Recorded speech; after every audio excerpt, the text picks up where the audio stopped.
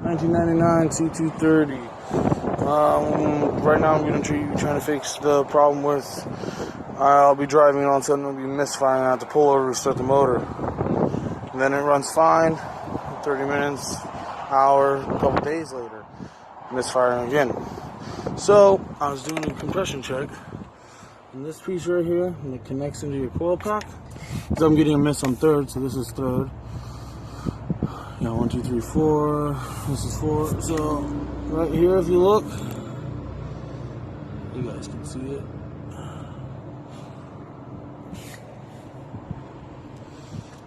That crack right there in the middle. The solder. So it's supposed to be cracked. In this little back cover right here, I'll be covering it. So you just pop this off, inspect it, and it just popped off on me on accident. And you know what? I'm gonna grab the solder gun, see if I can't get this thing to go away for good. I've replaced everything. Keep replacing mass airflow sensors because everybody says it could be a mass airflow sensor with the fuel